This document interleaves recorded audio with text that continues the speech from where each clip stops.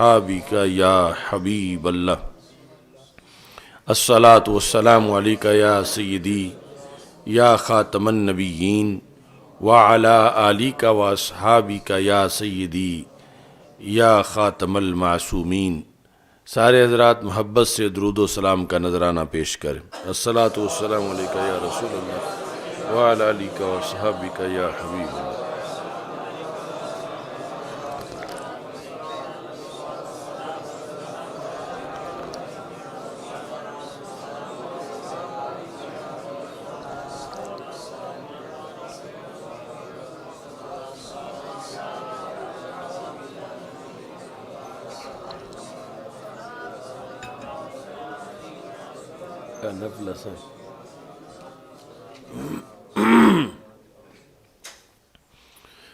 مولاي صل وسلم دائما ابدا على حبيبك خير الخلق كلهم منزه عن شريك في محاسنه فجوهر الحسن فيه غير منقسم محمد تاج رسل الله قاطبة محمد صادق الاقوال والکلم محمد ذکرہ روح لانفسنا محمد شکرہ فرد علی الامم ربی صلی وسلم دائما ابدا علی حبیبک خیر الخلق کلہم۔ خدایا بحق بنی فاطمہ کہ بر قول ایماں کنی خاتمہ اگر دعوتم رد کنی ور قبول منو دستو دامان آل رسول صلی اللہ علیہ وسلم۔ اللہ تبارک و تعالی جل جلالہ وعم نوالہ وتم برہانہ وعظم شانہ وجل ذکرہ وعز اسمہ کی حمد و ثناء، اور حضور سرور کائنات مفخر موجودات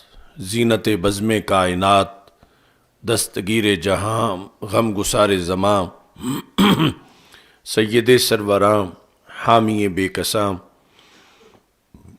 قائد المرسلین خاتم النبیین والمعصومین احمد مجتبیٰ جناب محمد مصطفیٰ صلی اللہ علیہ وآلہ واصحابہ وبارک وسلم کے دربار گوہربار میں ہدیہ درود و سلام عرض کرنے کے بعد السلام علیکم ورحمۃ اللہ وبرکاتہ۔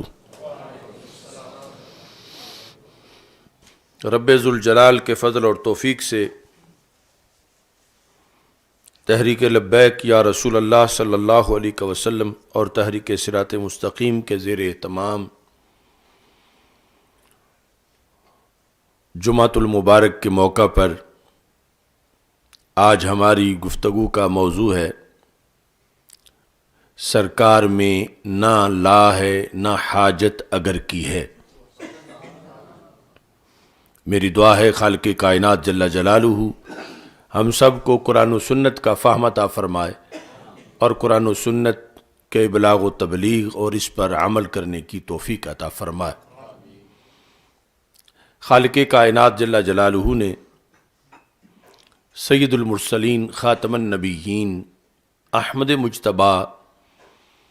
جناب محمد مصطفیٰ صلی اللہ علیہ وسلم کو جس طرح سارے جہانوں کے لیے رحمت بنایا ہے تو سارے جہانوں کو نوازنے کے لیے اتنے خزانے بھی عطا فرمائے ہیں، اور ان خزانوں سے ہمارے آقا صلی اللہ علیہ وسلم اللہ کے اذن کے ساتھ لوگوں کو نوازتے ہیں، اور یہ سلسلہ کل بھی تھا آج بھی ہے۔ چمک تجھ سے پاتے ہیں سب پانے والے میرا دل بھی چمکا دے چمکانے والے۔ قرآن مجید برہان رشید میں رسول اکرم نور مجسم شفیع معظم صلی اللہ علیہ وسلم کو اللہ کی طرف سے جو کچھ عطا ہوا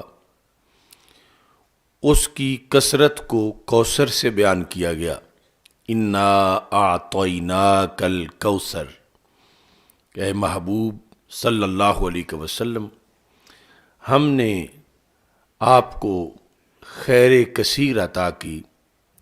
اور ہر خیر کی کثرت کے خزائن آپ کو عطا کیے۔ سرور کونین حضرت محمد مصطفیٰ صلی اللہ علیہ وسلم آگے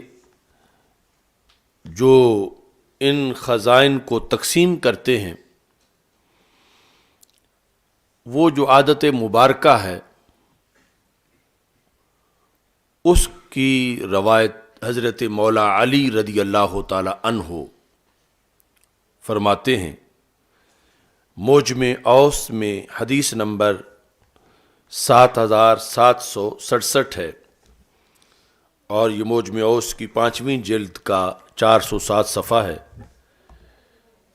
اور سیرت طیبہ کا یہ اہم باب ہے۔ ان علی رضی اللہ تعالی عنہ قال کان النبی صلی اللہ علیہ وسلم اذا سئل شیئا فاراد ان یفعلہ قال نعم واذا اراد ان لا یفعل سکت۔ حضرت مولا علی رضی اللہ تعالی عنہ کہتے ہیں کہ ہمارے آقا صلی اللہ علیہ وسلم کی یہ عادت مبارک تھی کہ جب آپ سے کسی شے کا سوال کیا جاتا تھا کہ محبوب یہ چیز مجھے عطا کر دو، تو اس کے جواب میں نبی اکرم نور مجسم شفیع معظم صلی اللہ علیہ وسلم کی 2 مبارک حالتیں ہوا کرتی تھیں، یا تو آپ وہ چیز عطا کرنا چاہتے ہیں یا وہ چیز عطا کرنا نہیں چاہتے، یعنی یہ نہیں کہا کہ آپ کے پاس عطا کر نہیں سکتے، ایسا نہیں کہا کہ یا تو رسول اکرم صلی اللہ علیہ وسلم کا ارادہ یہ ہوتا تھا کہ میں جیسے سائل نے کہا ایسا کر دوں، یا یہ ارادہ ہوتا تھا کہ ایسے نہ کروں، اور اس کی پھر کئی حکمتیں ہیں کہ سائل کو پتہ نہیں کہ اس کے فائدے کی کون سی چیز ہے، ہو سکتا ہے اس کو کچھ دینا اتنا مفید نہ ہو جتنا نہ دینا مفید ہو۔ تو ہمارے آقا صلی اللہ علیہ وسلم کا یہ انداز تھا، فَأَرَادَ أَن يَفْعَلَهُ، اگر وہ فعل سر انجام دینا چاہتے تھے جس کا کسی نے سوال کیا تو فرماتے تھے نعم، ہاں، اسے نعم سے جواب دے دیتے تھے۔ وَإِذَا أَرَادَ أَلَّا يَفْعَلَ، اور جب یہ ارادہ ہوتا تھا کہ جس طرح فلاں نے کہا میں اس ویسے نہیں کروں گا، آگے نہ کرنے کی کئی حکمتیں ہیں، اور بھلا اسی میں ہے جو سرکار کا فیصلہ ہے، اگرچہ وہ نہ کرنے کا فیصلہ ہو۔ تو جب رسول پاک صلی اللہ علیہ وسلم کا مقصد یہ ہوتا تھا کہ میں یہ کام جو سائل نے مجھ سے کہا میں نہیں کروں گا، تو ساکاتا وَكَانَ لَا يَقُولُ لِشَيْءٍ لَا۔ مولا علی فرماتے ہیں رضی اللہ تعالیٰ عنہ کہ سرکار نہ نہیں فرماتے تھے، چپ کر جاتے تھے، یعنی جب کرنے کا ارادہ ہوتا تھا وہاں تو نام فرماتے تھے، ہاں، اور جب نہ کرنے کا ارادہ ہوتا تھا تو ساکاتا، پھر خاموشی اختیار فرما لیتے تھے۔ وَكَانَ لَا يَقُولُ لِشَيْءٍ لَا، اور رسول اکرم صلی اللہ علیہ وسلم زبان پہ لفظ لا نہیں لاتے تھے اگرچہ وہ کام نہ کرنے کا ارادہ۔ یہ جو مولا علی رضی اللہ تعالیٰ عنہ نے سیرت کا باب بیان کیا ہے، اسی کو مجدد دین و ملت اعلی حضرت امام محمد رضا خان فاضل بریلوی رحمۃ اللہ علیہ نے اپنے شعر میں ذکر کیا کہ سرکار میں نہ لا ہے نہ حاجت اگر کی ہے، کہ نبی اکرم نور مجسم شفیع معظم صلی اللہ علیہ وسلم مانگیں گے مانگے جائیں گے، منہ مانگی پائیں گے، سرکار میں نہ لا ہے نہ حاجت اگر کی ہے، کہ یہ دوسرے لوگ ہیں کہ جن کی زبانوں پہ لا آتا ہے یا جن کی زبانوں پہ اگر آتا ہے کہ اگر پیسے آ گئے تو میں دے دوں گا،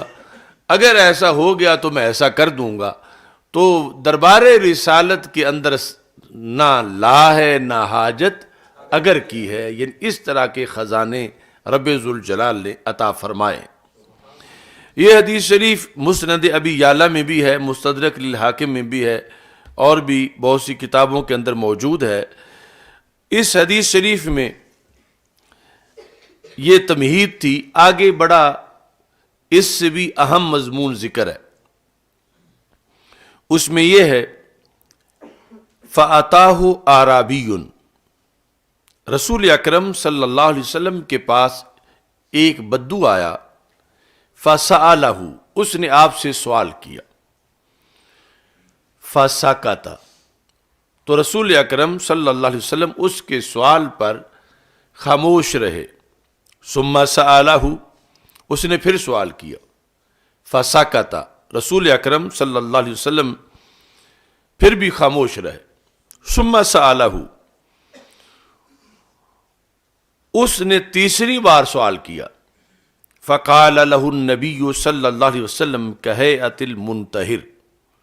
اب تیسری بار ہمارے آقا صلی اللہ علیہ وسلم نے اسے فرمایا، اور انداز یہ تھا جیسے کوئی جھڑکی دے رہا ہو،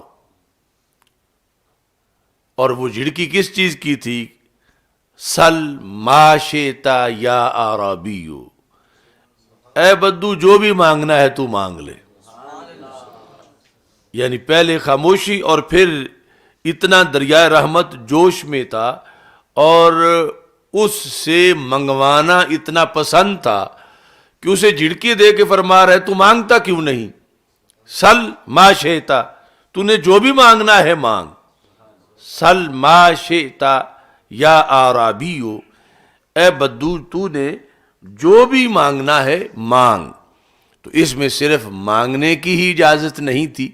بلکہ جو بھی وہ مانگنا چاہتا ہے اس کی اجازت تھی، اور بلکہ تقاضا تھا کہ تو مانگ کیوں نہیں رہا، تو مجھ سے مانگ لے۔ یہ مجمع اوسط کے اندر اس طرح اس کے الفاظ ہیں آغاز میں، اور جو مستدرک للحاکم ہے وہاں یہ ہیں حدیث نمبر 4142 اور جلد نمبر 3 صفحہ نمبر 452۔ اس میں راوی ہیں حضرت ابو موسیٰ اشعری رضی اللہ تعالیٰ عنہ، اسی حدیث کے۔ اس میں یہ ہے کہ ان رسول اللہ صلی اللہ علیہ وسلم نازل بِأَعْرَابِيٍّ فَأَكْرَمَهُ، کہ مدینہ منورہ کے پڑوس میں کسی ڈیرے پر ہمارے آقا صلی اللہ علیہ وسلم تشریف لے گئے، تو اس خادم نے سرکار کی بڑی خدمت کی، تو آپ کا دریا رحمت جوش میں آ گیا، فرمایا یا اعرابی سل حاجتک، اے اعرابی تو اپنی حاجت مجھ سے مانگ لے۔ یعنی سل حاجتک، اس میں کوئی قید نہیں لگائی کہ کیا مانگ، مطلقاً جس کی بھی تجھے ضرورت ہے تو وہ مجھ سے مانگ لے۔ یعنی یہاں جو آگے حدیث ہے اس کا یہ پس منظر بیان کیا گیا ہے، آگے بات جو ہے وہ مشترکہ ہے اس کے اندر۔ اور پھر البانی نے جو اکٹھا کیا ہے سلسلۃ الاحادیث الصحیحہ، یعنی یہ جو نجد کے علماء کا یہ سپیشلسٹ ہے حدیث کے بارے میں، اور اکثر جو ہمارے دلائل ہیں ان کے بارے میں یہ بلا وجہ ضعیف لکھ دیتا ہے، لیکن اس حدیث کے بارے میں اس کو اس نے صحیح حدیثوں میں شمار کیا۔ یعنی یہ سلسلۃ الاحادیث الصحیحہ کے اندر جلد نمبر 3 میں اول اور دوم، اس کے اندر جو ہے اس نے یہ حدیث جو ہے وہ شمار کی، اور اس کا نمبر رکھا 313 یہ حدیث شریف، اور اس کو صحیح قرار دیا جو آگے ہم مشترکہ اس موضوع میں بیان کرنا چاہتے ہیں۔ اس کے اندر نبی اکرم صلی اللہ علیہ وسلم کے پاس ایک بدو آیا اور دوسرا کہ سرکار تشریف لے گئے، تو سرکار صلی اللہ علیہ وسلم نے فرمایا کہ آج تو ہم تیرے پاس آئے ہیں، کبھی تو بھی ہمارے پاس آنا۔ یعنی یہ تیسرا شان ورود ہے کہ تو نے ہماری بڑی خدمت کی ہے، ہم تیرے پاس آئے، تو ائتنا، تو بھی ہمارے پاس آنا مدینہ منورہ میں۔ فاتاہ الاعرابی، تو وہ آ گیا رسول پاک صلی اللہ علیہ وسلم کے فرمانے کے مطابق اگلے دن یا 2 دن بعد۔ تو جب وہ آیا تو سرکار خوش ہوئے، فرمایا سل حاجتک، تو نے جو مانگنا ہے مانگ لے۔ اب یہاں پر پھر آگے مانگنے کے لحاظ سے مختلف الفاظ ہیں۔ یہ جو سب سے پہلے میں نے پڑھا جب سرکار نے فرمایا کہ احیت المنتحر، مانگتا کیوں نہیں تو؟ سل ما شئت یا اعرابیو، جو چاہتا ہے تو مانگ لے، جو چاہتا ہے تو مانگ لے۔ تو یہ جو صحابہ کرام رضی اللہ تعالی عنہم عادت مبارک سے واقف تھے اور روزانہ پاس رہتے تھے، آج انہیں اس بدو پہ رشک آ رہا تھا کہ اس کے لیے جو آفر ہوئی ہے کاش ہمارے لیے ہوتی، اور ہم پھر کیا مانگتے۔ کہتے ہیں فغبطناہ، ہمیں اس پہ رشک آ رہا تھا کہ اسے سرکار فرما رہے ہیں کاش کہ کبھی باری ہماری بھی آئے اور ہمیں بھی ایسے ہی فرمائے، جس طرح کہ حضرت ربیعہ کو فرمایا تھا سل ما شئت، اب آج اس بدو کو فرمایا کہ سل ما شئت یا اعرابیو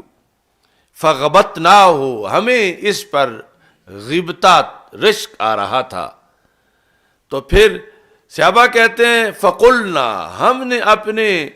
دلوں میں سب نے یہی سوچا کہ اس نے اب کیا مانگنا ہے۔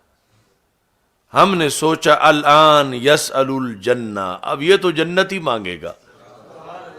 چونکہ سرکار دو عالم صلی اللہ علیہ وسلم نے جب مطلقاً فرما دیا ہے تو اطلاق کا مطلب ہے کہ سب سے اونچی چیز پھر مانگ۔ یہ دنیا کی چیزیں چھوٹی چھوٹی کیا مانگنی ہے؟ یا تو یہ ہے کہ سوال میں دائرہ ہوتا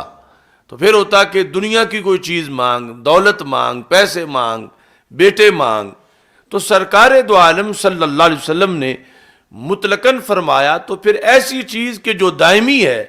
اور جس میں پھر سب کچھ ہے وہ مانگنی چاہیے، تو جو پیسوں سے خریدی نہیں جا سکتی۔ فقلنا الان یسأل الجنہ، ہم نے کہا اب یہ جنتی مانگے گا۔ مگر وہ درویش جو تھا، ظاہر ہے کہ وہ بھی صحابی تھے اور ان کی بھی بہت بڑی شان ہے، لیکن ان جو پاس رہنے والے تھے ان کا علم اور مبلغ علم بہت اونچا تھا اور ان کا اپنا حساب تھا۔ انہوں نے مانگتے ہوئے، یہ جو موجم اوسط کی حدیث ہے، انہوں نے کہا اسألک راحلہ، میں تو ایک سواری مانگتا ہوں۔ فقال لہ النبی صلی اللہ علیہ وسلم لک ذاک، چلو سواری میں نے دے دی تجھے، سواری تمہاری ہو گئی، یعنی اونٹنی تم نے مانگی، میں نے اونٹنی دے دی۔ ثم قال سل، فرمایا اور بھی کچھ مانگ۔ انہوں نے کہا اسألک زادہ، پھر اونٹنی پر جو کچھ لادا جا سکے وہ دے دو، یعنی یہ مال اتنا مانگ لیا۔ قال ولک ذاک، فرمایا اتنا یہ بھی میں نے تمہیں دیا، اونٹنی بھی دے دی اور اونٹنی پہ لادنے کے لیے مال و متاع بھی دے دیا۔ تو صحابہ کہتے ہیں فتعجبنا من ذالک، ہمیں تعجب تھا کہ یہ سادہ کتنی تھوڑی چیزیں مانگ رہا ہے، یعنی جب رسول پاک صلی اللہ علیہ وسلم نے علی الاطلاق فرما دیا، اور اس سے یہ بھی پتہ چلتا ہے کہ جو بعد میں صدیوں بعد شارحین نے جب اصول اور ضابطے بنے اور جو کچھ لکھا کہ ایک مطلق ہوتا ہے، ایک مقید ہوتا ہے،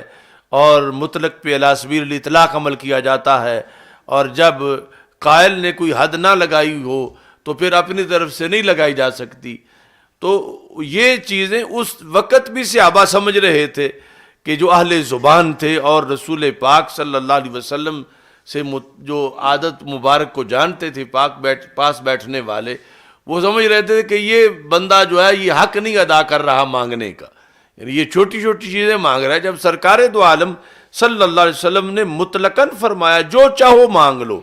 تو اسے پھر بڑی چیز مانگنی چاہیے تھی۔ تو جس وقت اسے چانس دینے کے باوجود بھی اس نے اور کچھ نہ مانگا، ایک اس نے سواری مانگی، پھر زاد راہ مانگا، تو رسول اکرم صلی اللہ علیہ وسلم خود بول پڑے، فرمایا کم بین مسألۃ الاعرابی و عجوز بنی اسرائیل، فرمایا اس بدو کے مانگنے میں اور بنی اسرائیل کی اس بوڑھی عورت کے مانگنے میں کتنا فرق ہے۔ یہ آپ نے اجمالاً ذکر کیا۔ دوسرا مطلب یہ ہے کہ اس کے مانگنے میں کہاں وہ جو یہ مانگ رہا ہے اور کہاں اس کی چوائس، وہ بنی اسرائیل کی جو بوڑھی تھی، مطلب کاش کہ یہ اس طرح مانگتا جیسے اس بوڑھی نے مانگا تھا، جو کچھ اس بوڑھی نے مانگا تھا، کاش کہ یہ میرا صحابی، یہ میرے سے سوال کرنے والا بھی ویسے مانگتا جیسے اس بوڑھی نے مانگا تھا۔ اور اس جیسے میں بھی آگے کئی چیز تھیں، ایک تو وہ چیز جو اس نے مانگی تھی، دوسرا جو اس بارے میں اس نے جھگڑا کر دیا تھا، اور اس کے جھگڑے پر اللہ کی طرف سے اس وقت کے نبی کو وحی آ گئی تھی کہ اس بوڑھی کی بات مان جاؤ جو یہ کہتی ہے۔ تو رسول پاک صلی اللہ علیہ وسلم نے یہاں یہ فرمایا کم بین مسئلۃ الاعرابی و عجوز بنی اسرائیل، بنی اسرائیل کی عجوز بوڑھی خاتون اور اس بدو کے مانگنے میں کتنا ڈفرینس ہے، یہ لفظ رسول اکرم صلی اللہ علیہ وسلم نے ارشاد فرمائے۔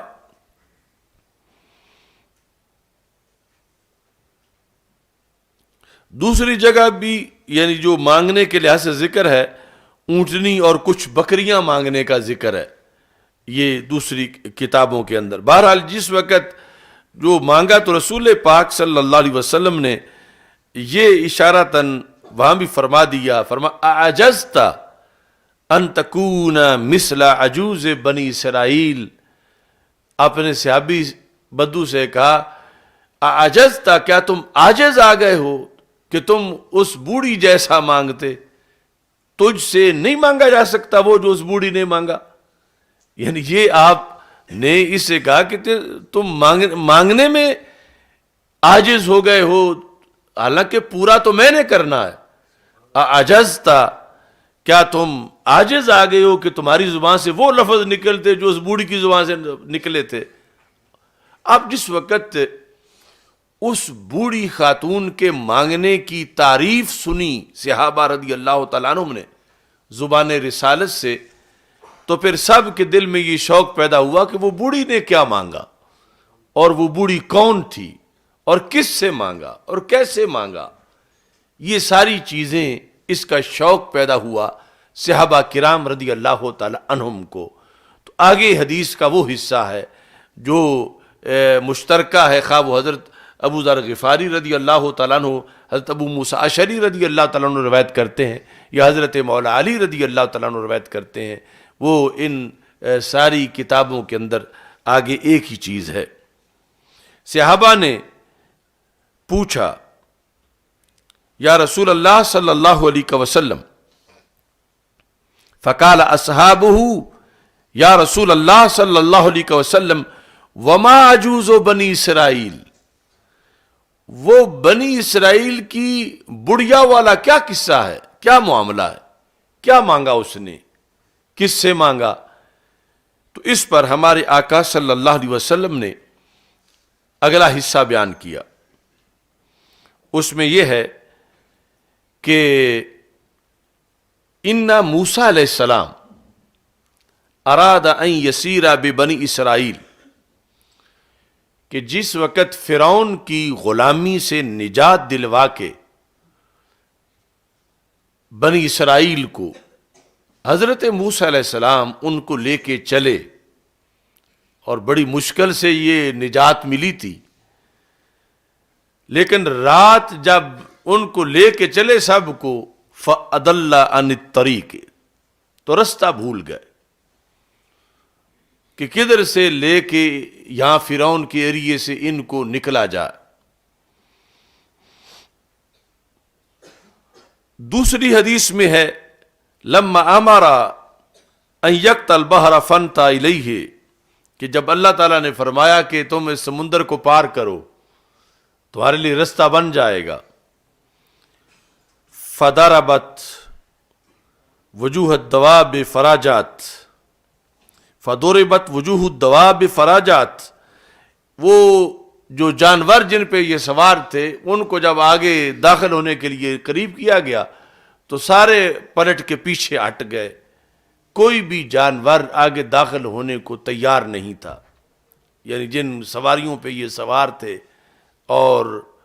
نکلنا چاہتے تھے فرعون کے ایریے سے دور۔ تو ایسے میں فقال له علماء بنی اسرائیل، یعنی یہ سب کچھ حدیث کا حصہ ہے۔ حضرت موسیٰ علیہ السلام سے بنی اسرائیل کے علماء نے یہ کہا، نحن نحدثک ان یوسف اخذ علینا مواثیق اللہ، کہ اس کا ایک سبب ہے جو رستہ بھولا ہے، یا اس کا ایک سبب ہے جو جانور آگے نہیں جا رہے، کہ ہم سے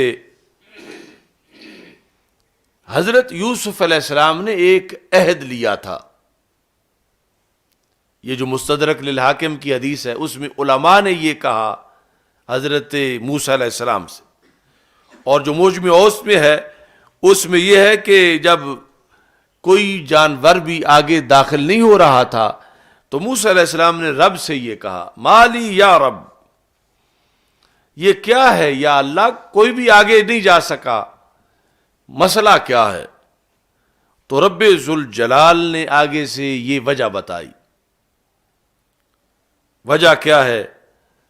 کہ انکا عند قبر یوسف فاحتمل عظامہ معک، کہ تم اس سرزمین کو چھوڑ کے جا رہے ہو اور اسی سرزمین میں حضرت یوسف علیہ السلام کی قبر ہے، تو ان کا جسد منور بھی ساتھ لے کے جاؤ، تم ان کو یہیں چھوڑ کے جا رہے ہو تو انہیں ساتھ لوگے تو پھر رستہ نظر آئے گا اور پھر آگے تمہارے لیے آسانیاں ہوں گی۔ یہ جو مستدرک للحاکم کی حدیث ہے اس میں علماء نے یہ کہا کہ اے موسیٰ علیہ السلام، ان یوسف اخذ علینا مواثیق اللہ، ہم سے حضرت یوسف علیہ السلام نے حلف لیا تھا، وہ کیا تھا؟ اللہ نخرج من مصر حتی ننقل عظامہ معنا، کہ ہم اس وقت تک مصر نہیں چھوڑیں گے جب تک انہیں بھی ساتھ نہ لے جائیں، یعنی جو بہت زمانہ پہلے جن کا وصال ہوا اور وہ قبر میں ہیں، جب تک ان کا جسد پرنور ہم ساتھ نہ لے جائیں ہم نہیں جائیں گے، یہ ہم نے حلف اٹھایا ہوا ہے ان کے سامنے، تو آج ہم جا رہے ہیں اور ان کو ہم نے ساتھ نہیں لیا تو پھر رستہ کیسے ملے؟ اس واسطے اس حلف کی بنیاد پہ ہمیں قبر کھود کے ان کا جو جسم مبارک ہے وہ ساتھ لے جانا ہوگا، تب ہمیں رستہ نظر آئے گا۔ یہ علماء نے حضرت موسیٰ علیہ السلام سے کہا۔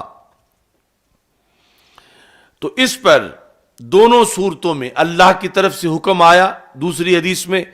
یا علماء نے کہا، انہوں نے حضرت موسیٰ علیہ السلام نے ان کی بات کو تسلیم کیا، لیکن پوچھا وَأَيُّكُمْ يَدْرِي أَيْنَ قَبْرُ یوسف، تو کون جانتا ہے کہ حضرت یوسف علیہ السلام کی قبر کہاں ہے، کہ اس قبر کو کھودا جائے اور کھودنے کے بعد پھر ان کا پیکر ساتھ اٹھایا جائے۔ قالوا ما ندری أين قبر یوسف الا عجوز بنی اسرائیل، تو علماء نے کہا کہ ہم میں سے تو قبر کوئی بھی نہیں جانتا، ہاں بنی اسرائیل کی ایک بوڑھی خاتون ہے بڑی عمر والی، اسے پتہ ہو سکتا ہے کہ یوسف علیہ السلام کی قبر کہاں ہے۔ جو دوسری حدیث ہے جس میں اللہ نے یہ فرمایا کہ تم قبر یوسف علیہ السلام کے پاس جاؤ اور ان کا پیکر نکالو، اور اس بارے میں اللہ کی طرف سے یہ بتایا گیا کہ فلاں بوڑھی خاتون تمہیں اس سلسلے میں رہنمائی کرے گی کہ تم نے کہاں جانا۔ اب یہاں یہ الفاظ ہیں، جس وقت فارسل الیہا، حضرت موسیٰ علیہ السلام نے اس خاتون کو بلوایا،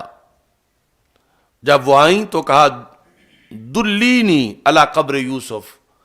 ہمیں یوسف علیہ السلام کی قبر مبارک کا پتہ بتاؤ کہ کہاں ہے۔ اب یہاں اس عورت نے ایک شرط لگائی، فقالت لا واللہ لا افعل حتی اکون معک فی الجنہ۔ اس عورت نے کہا خدا کی قسم میں اس وقت تک نہیں بتاؤں گی جب تک کہ میری شرط نہ مانی جائے۔ تو آپ نے پوچھا شرط کیا ہے؟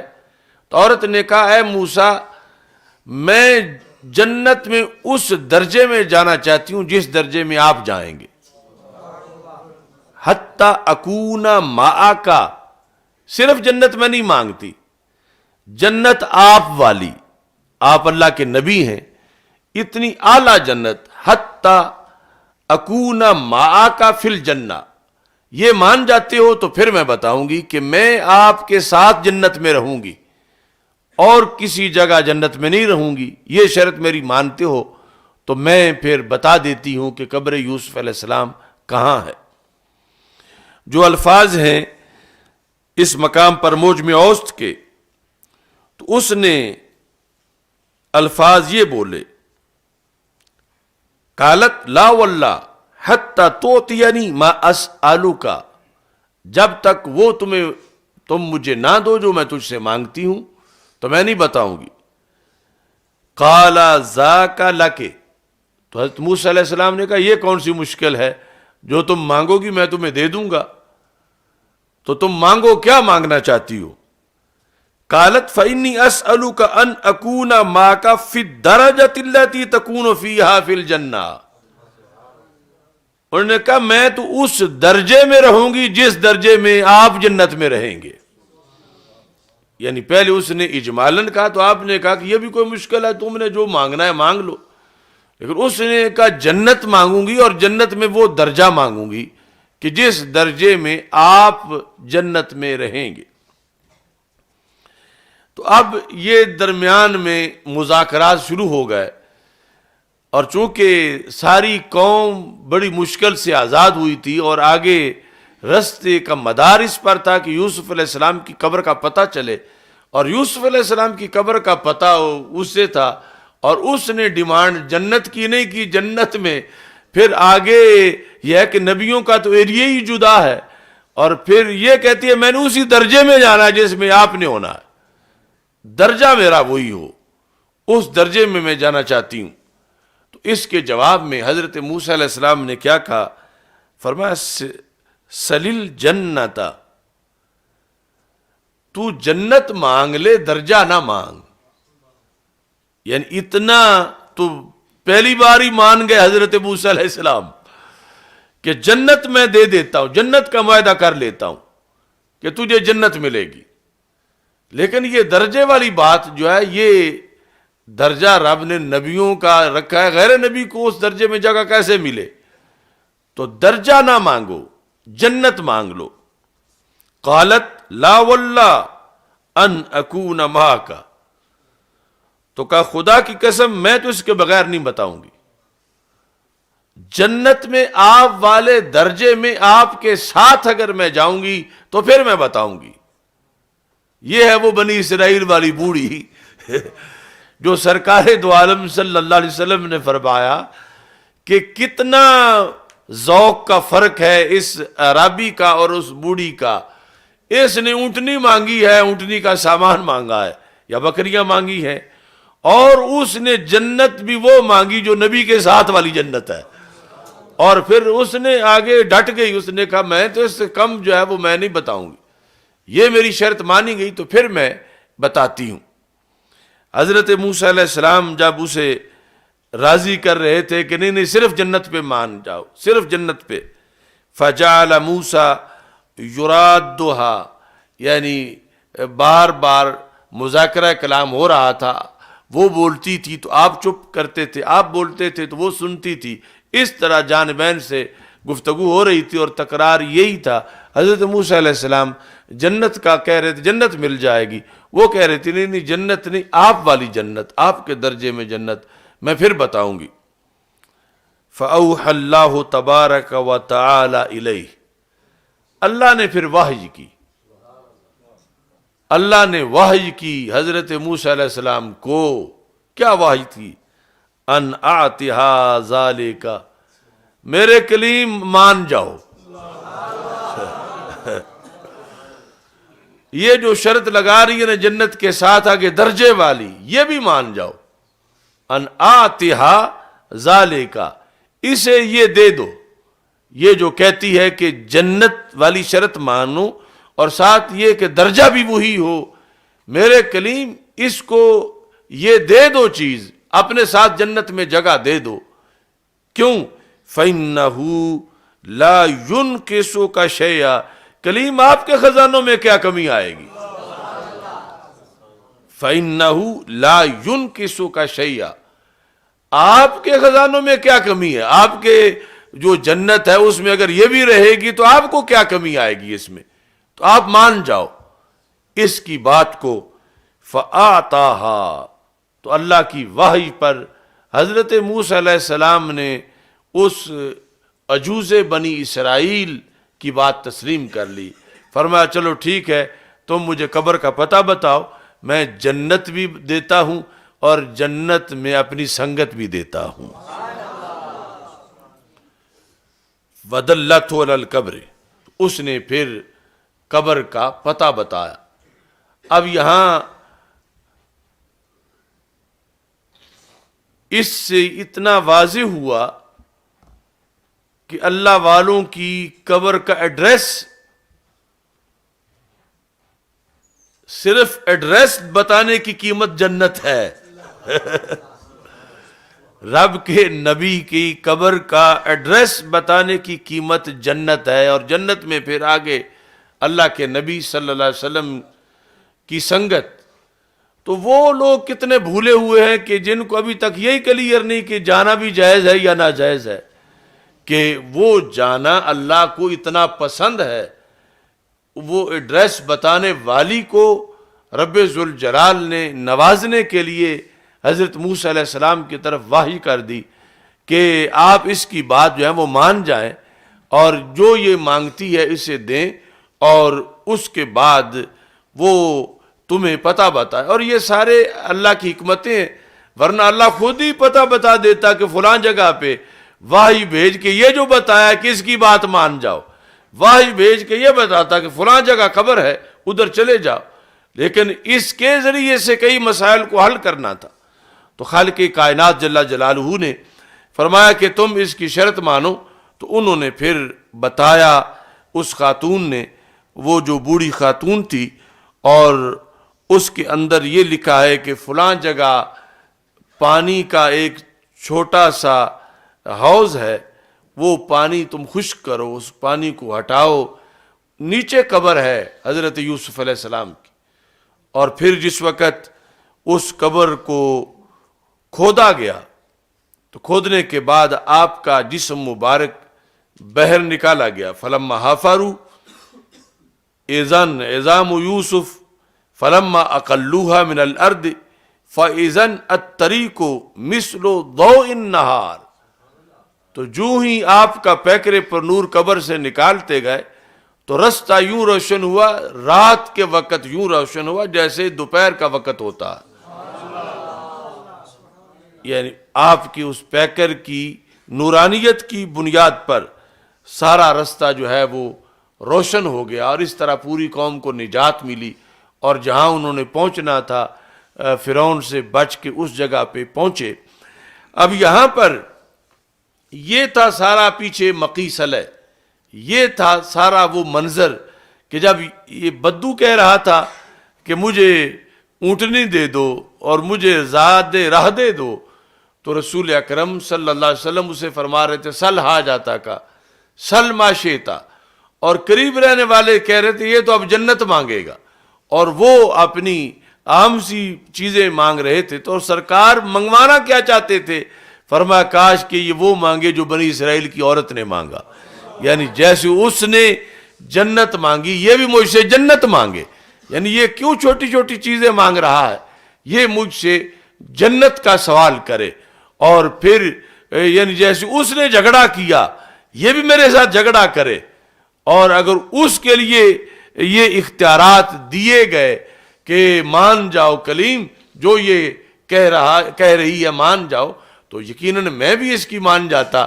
یہ جو مجھ سے تقاضا کرتا۔ تو اس انداز میں نبی اکرم نور مجسم شفیع معظم صلی اللہ علیہ وسلم نے جو اس وقت کے معتقدات کو بیان کیا، تو اللہ کا فضل ہے یہ ساری چیزیں مسلک اہل سنت میں پوری ہوتی نظر آتی ہیں۔ یعنی آج کا سنی مزاج فقیر دربار رسالت میں پہنچ جائے اور اسے اجازت مل جائے سل ما شئتا، تو یہ پھر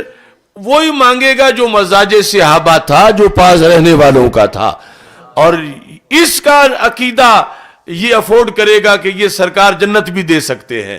اور جنت دینا ان کے لیے کوئی کام نہیں ہے۔ اور دوسری طرف معاذ اللہ وہ لوگ ہیں جو یہ کہتے ہیں کہ انہیں تو اپنا پتہ نہیں میں کدھر جاؤں گا معاذ اللہ، یا جنت ان کے بس میں کس طرح ہے۔ تو جو عقائد اہل سنت و جماعت کے ہیں یہ وہی ہیں کہ جن پر سرکار دو عالم صلی اللہ علیہ وسلم خوش تھے، اور جس کی بنیاد پر نبی اکرم نور مجسم شفیع معظم صلی اللہ علیہ وسلم تمام جو معتقدات ہیں وہ اپنی امت کو سمجھا رہے تھے۔ یہاں پر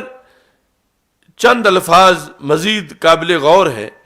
اور وہ بھی عقیدہ حیات النبی صلی اللہ علیہ وسلم سے تعلق رکھتے ہیں۔ اس میں یہ ہے کہ لفظ آیا ہے اس حدیث میں سارے نسخوں کے اندر عظام و یوسف، عظام عظم کی جمع ہے ضا کے ساتھ، عظام کہتا ہے ہڈیوں کو، عظام و یوسف یہ دو بار آیا، کہ پہلے یہ ہے کہ انہوں نے حلف لیا تھا کہ جب تم نے جانا ہے تو میری عظام کو بھی ساتھ لے کے جانا، اور دوسرا جب نکالا تو وہاں بھی لفظ عظام یوسف۔ تو عام ترجمہ یہ بنے گا کہ تم نے جب جانا ہے یہاں سے تو میرے تدفین کو پتہ نہیں کتنے سال گزر چکے ہوں گے، میری ہڈیوں کو ساتھ لے کے جانا ہے، اور پھر نکالا تو ہڈیاں نکلی۔ تو جب ہڈیوں کا ذکر یوں آیا تو اس پر خود البانی نے بھی سوال کیا، یہ ناصر الدین البانی جو ہے اس نے بھی یہ سوال کیا کہ حدیث میں تو یہ ہے کہ انبیاء کے جسم سلامت رہتے ہیں، تو جب انبیاء کے جسم سلامت ہوں تو صرف ہڈیوں کا ذکر کیوں کیا جا رہا؟ کہ انہوں نے کہا میری ہڈیاں ساتھ لے جانا، اور جب تم جاؤ تو ہڈیاں ساتھ لے جانا، اور پھر یہ بھی ہے کہ نکلی تو ہڈیاں نکلی، جبکہ اس سلسلہ میں حدیث صحیح سے یہ ثابت ہے، حدیث صحیح سے یہ ثابت ہے کہ انبیاء کرام علیہ السلام جو ہیں ان کے پیکر کو مٹی کھا ہی نہیں سکتی۔ یہ جو ناصر الدین البانی کی مجلد اول ہے اور قسم ثانی ہے، اس میں صفحہ نمبر 623 پر اس نے اپنے اس اعتراض کا ذکر کیا، اور یہ جتنا طبقہ ہے دیوبند کا، نجد کا، وہابیت کا، سب کے لیے یہ بہت بڑا تعزیانہ ہے، اور بالخصوص یہ جو مماتی گروپ بنا ہوا ہے ان کے لحاظ سے۔ یہاں اس نے لکھا ہے کنتو میں یعنی اپنا ماضی کو ذکر کرتے ہوئے کہ کئی سالوں سے مدت سے مجھے اس سلسلے میں ایک اشکال تھا قدیماً اس حدیث میں اظام یوسف کے لحاظ سے لأنه يتعارض بظاہری مال حدیث صحیح، کیونکہ یہ جو اس کے ظاہری لفظ ہیں وہ حدیث صحیح سے متعارض ہیں. ظاہری لفظ ہیں کہ مطلب یہ ہے کہ صرف ہڈیاں بچی ہوئی تھیں، تو یہ تو حدیث صحیح سے متعارض ہے.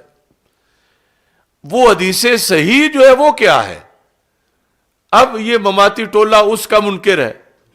اور ادھر امام ان کو مانتے ہیں. تو یہ جو جلد ہے مجلد ثانی،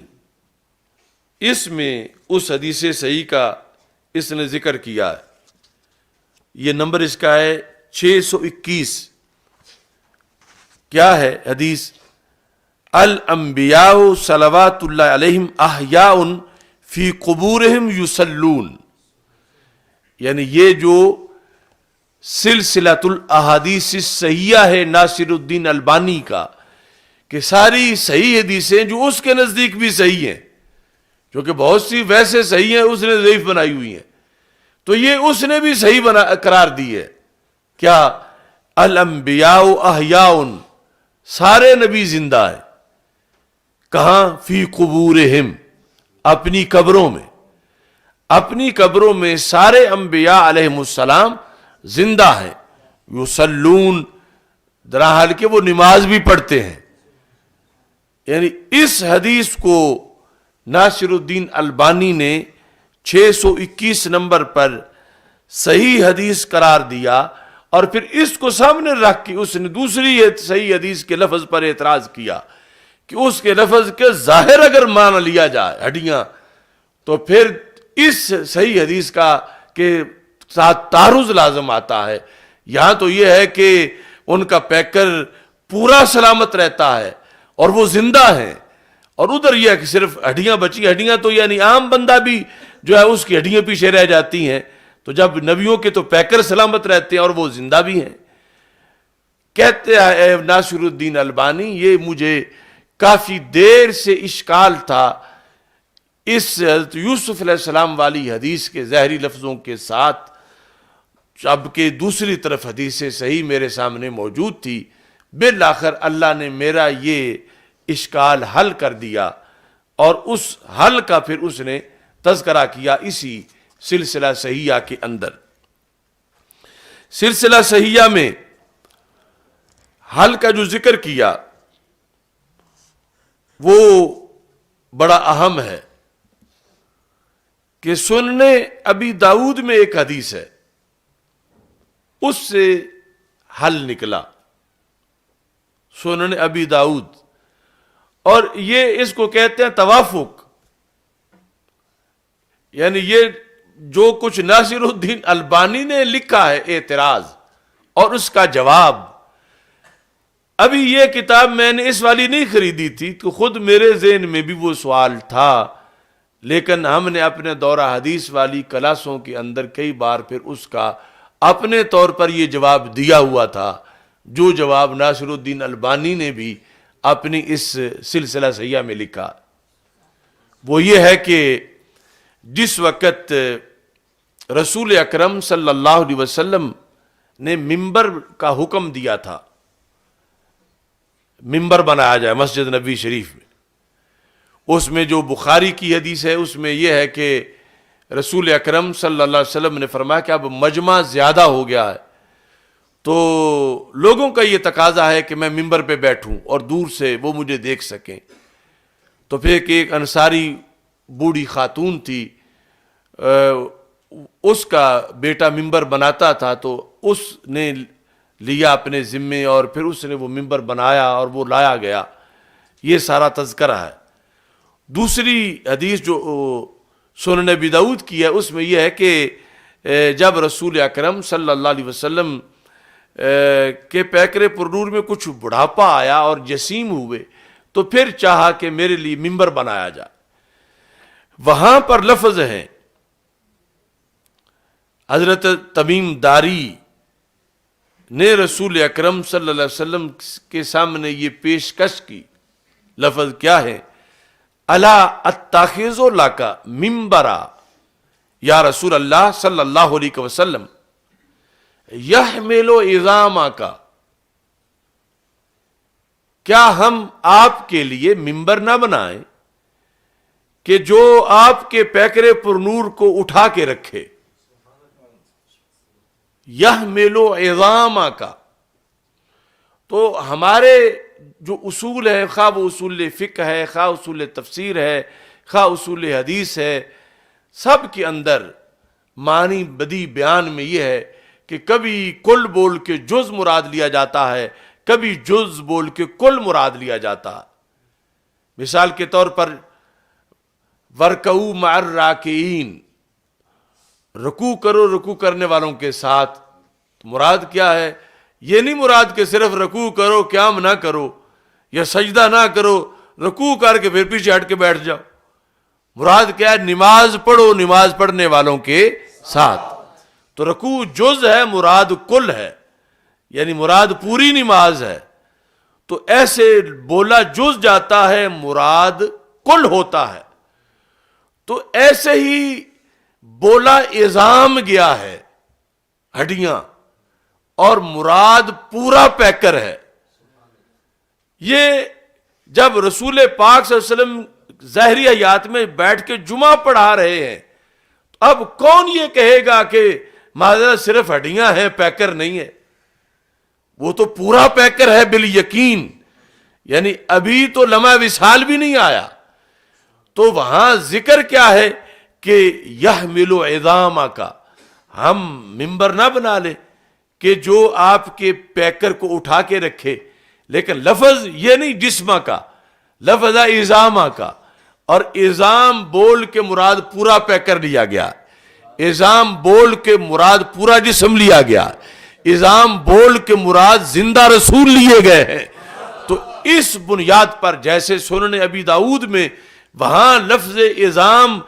معاذ اللہ ہڈیوں پہ محض دلالت نہیں کر رہا، یا فوت ہو جانے پر کہ مٹی میں مل گئے ہوں معاذ اللہ، اس پر دلالت نہیں کر رہا، بلکہ چمکتے دمکتے رسول صلی اللہ علیہ وسلم ان کے پیکرے پرنور کو لفظ عظام سے بیان کیا جا رہا ہے۔ تو البانی نے بھی یہ سمجھا کہ جس طرح اب یہاں لفظ عظام کا ہے، مراد تابناک جسم، چمکتا ہوا پورا پیکر ہے، اس سے صرف ہڈیاں مراد نہیں ہیں۔ اور ہم نے بھی وہی سمجھا، اس سے پہلے اپنے دورہ حدیث میں ذکر کیا، اور آج بھی امت کے اندر یہی اس چیز کا اعلان کر رہے ہیں کہ یہ جب بھی بیان کیا جائے حضرت یوسف علیہ السلام والی حدیث کو، تو عظام سے مراد ہے پیکر یوسف علیہ السلام، جو اگلے لفظ دلالت بھی کر رہے ہیں کہ اگر وہ مسئلہ یوں ہوتا جیسے دوسرے قبروں میں جا کے صورتحال ہو جاتی ہے تو پھر راہیں کیسے روشن ہوتی؟ وہ پیکر جب نکلا تو رات کے اندھیرے میں لوں لگا جیسے سورج طلوع ہو گیا ہے۔ تو یہ نورانیت تھی پیکر یوسف علیہ السلام کی، اور یہ زندگی ہے اللہ تعالیٰ کے عظیم انبیاء کی، اور الانبیاء احیاء فی قبورہم یصلون، یہ جو حکم ہے اس کے مطابق اب کوئی اختلاف نہیں ہے احادیث کے درمیان، اور جو ساری احادیث کو ملا کے مسلک ثابت ہوتا ہے، یہ وہی مسلک ہے جس کو اہل سنت کا مسلک کہا جاتا ہے، کہ جس میں نبی اکرم نور مجسم شفیع معظم صلی اللہ علیہ وسلم اور دیگر تمام انبیاء کرام علیہ السلام اپنی قبروں میں زندہ و تابندہ ہیں، اور سرکار کی حیات جو ہے وہ یوں بھی نہیں جس طرح ایک سوئے ہوئے بندے کی حیات ہوتی ہے، سوئے ہوا جو ہے وہ نماز نہیں پڑھ سکتا، یہ تو اس حیات کے ساتھ نماز بھی پڑھتے ہیں، اور وہ حیات سوئے ہوئے انسان کی حیات سے کئی درجے بلند حیات ہوتی ہے۔ تو اس واسطے ہمیں اللہ تعالیٰ کا یہ شکر ادا کرنا چاہیے کہ اللہ نے ہمیں وہ مسلک دیا کہ جو ہو بہو قرآن و سنت کے مطابق ہے، اور پھر یہ جتنے اسلاف جنہوں نے ہم تک یہ مسلک پہنچایا، اللہ ان کی قبروں پہ رحمتوں کا نزول کرے کہ انہوں نے صحیح طریقے سے ہمیں یہ مسلک دیا کہ اگرچہ ہم صدیوں بعد آئے ہیں مگر اس میں کوئی بھی فرق نہیں. مثلا بچپن سے پڑھا، بچپن سے عقیدہ رکھا. اب جو عوام کے افراد ہیں کہ جنہیں آگے یہ کتابیں ڈھونڈ کے پرکھنے کا موقع نہیں ملا، ان کو بھی سچا ملا، اور جنہوں نے ڈھونڈا انہیں بھی یہ پتا چلا کہ ہمیں جو گھٹی میں دیا گیا تھا وہ یہی تھا جو آج اتنے سالوں کے بعد ہم نے اس کو کتابوں کے اندر دیکھا. تو اللہ تعالی ہم سب کا حامی و ناصر ہو. وآخر دعوانا ان الحمدللہ رب العالمین. ایک خصوصی دعا کے لیے آپ سارے حضرات سے التماس ہے. ہمارے محمد شفیع جلالی صاحب کے بھائی محمد یاسین جلالی صاحب ہسپتال میں ہیں، اور ان پر یعنی کافی گولیاں ان کو لگی ہیں اور آپریشن میں کافی دشواریاں پیش آئی ہیں اور بڑی سیریس حالت میں ہیں. سارے حضرات ان کے لیے دعا کریں کہ اللہ تعالیٰ ان کو شفا کاملہ عاجلہ عطا فرمائے.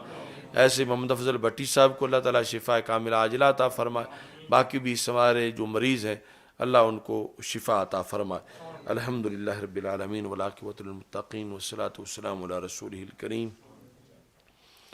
اللہم احفظنا بالاسلام قائمین واحفظنا بالاسلام قاعدین واحفظنا بالاسلام راقدین ولا تشمت من الاعداء والحاسدین. یا قاضی الحاجات اقض حاجاتنا، یا شافی الامراض اشف مرضانا، یا دافع البلیات ادفع عنا شر الظالمین والفاسقین. یا الہ العالمین رسول اکرم صلی اللہ علیہ وسلم کی عظیم مرتبہ کے طفیل ہماری اس نشست کو اپنے دربار میں قبول فرما. بیماروں کو شفا عطا فرما، مقروضوں کو قرض سے نجات عطا فرما، پریشان حال لوگوں کی پریشانیوں کو دور فرما. یا اللہ جن کے والدین زندہ ان کے والدین کو صحت و عافیت کے ساتھ لمبی زندگی عطا فرما، اور جن کے والدین کا وصال ہو چکا ان کے والدین کو فردوس میں بلند مقام عطا فرما. میرے والد محترم کو شفا کاملہ عاجلہ عطا فرما. والدہ مرحومہ کو، مفتی محمد عابد جلالی صاحب کو، محمد حسن جلالی صاحب کو، محمد ہدایت جلالی صاحب کو فردوس میں بلند مقام عطا فرما. یا اللہ بیماروں کو شفا عطا فرما. محمد یاسین جلالی صاحب کو شفا کاملہ عاجلہ عطا فرما. محمد افضل بٹی صاحب کو شفا کاملہ عاجلہ عطا فرما. محمد آصف بلالی صاحب کو شفا کاملہ عاجلہ عطا فرما. یا الہ العالمین بندہ ناچیز کو شفا کاملہ عاجلہ عطا فرما. یا اللہ جتنے ائمہ کے ذریعے ہم تک دین پہنچا ہے ان سب کے مراکز پر کروڑوں رحمت نازل فرما. غازی ممتاز حسین قادری شہید اور دیگر شہداء اسلام کے مراکز پر کروڑوں رحمت نازل فرما. یا الہ العالمین دینی امور میں جتنے دوست ہمارے ساتھ معاون ہیں سب کے تعاون کو قبول فرما. یا اللہ طلباء کے لنگر کے لحاظ سے جتنے بھی دوست اس سلسلہ میں حصہ ڈالتے ہیں، بھٹی صاحب اور دیگر احباب، سب کے رزق میں برکتیں عطا فرما. یا الہ العالمین نبی اکرم صلی اللہ علیہ وسلم کے عظیم مرتبہ کے طفیل 31 دسمبر کو جو ہم خطبہ کنونشن کر رہے ہیں اور انشاءاللہ 19 فروری کو جو سنی کانفرنس کر رہے ہیں اس میں ہمیں کامیابی عطا فرما. وصلی اللہ تعالی علی حبیبہ خیر خلقہ سیدنا و مولانا محمد و آلہ وسلم.